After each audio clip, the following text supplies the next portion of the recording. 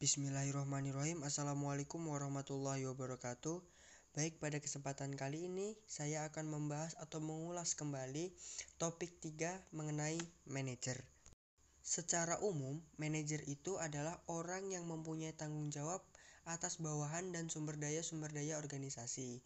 Manajer dapat diklasifikasikan dengan dua cara. Yang pertama menurut tingkatan dalam organisasi, dan yang kedua adalah kegiatan-kegiatan organisasi untuk umum dan fungsional.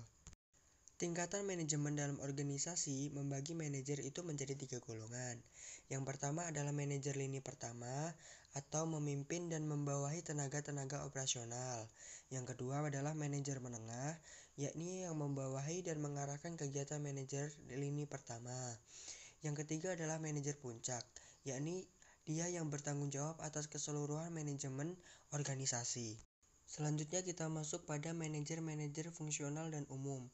Manajer fungsional itu ialah mempunyai tanggung jawab satu kegiatan organisasi.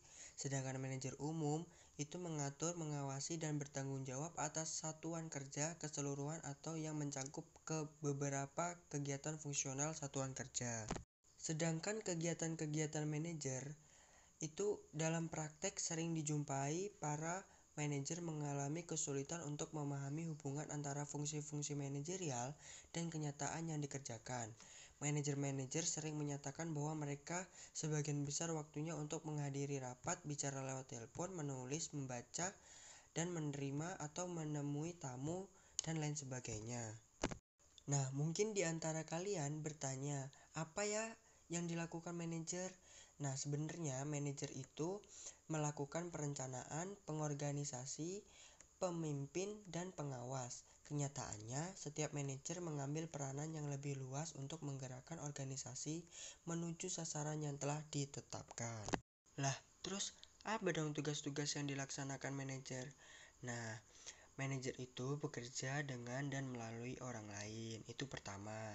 Yang kedua, manajer memadukan dan menyeimbangkan tujuan-tujuan yang saling bertentangan dan menetapkan prioritas-prioritas. Yang ketiga, manajer bertanggung jawab dan mempertanggungjawabkan.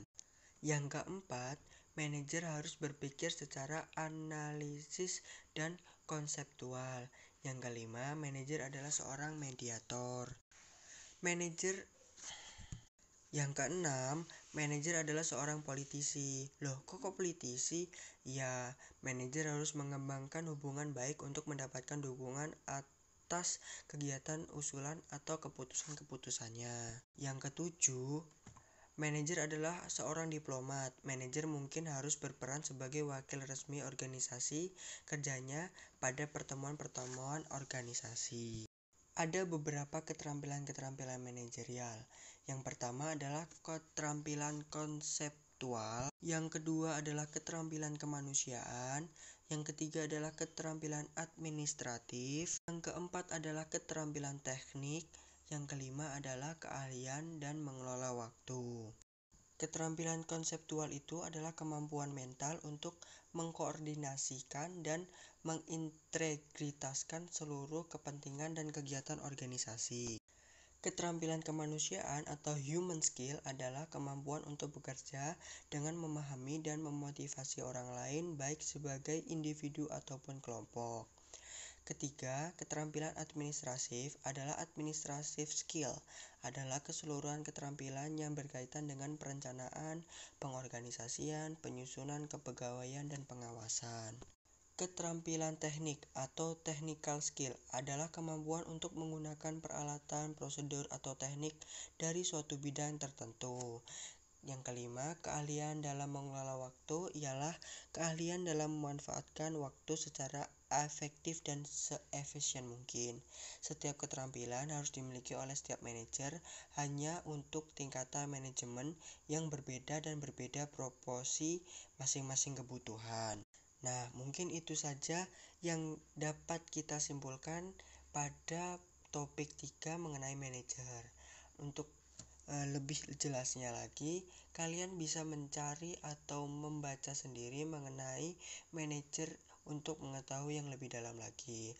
Di sini saya harapkan semoga kalian yang membaca atau mendengar atau menonton video saya dapat dengan mudah memahami apa manajer, fungsi-fungsi manajer, keterampilan-keterampilan manajer, dan apa yang harus dilakukan manajer di dalam suatu perusahaan.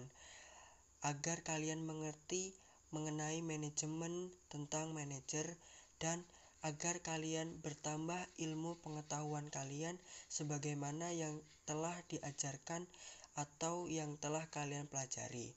Sekian dari saya, terima kasih. Kurang lebihnya mohon maaf.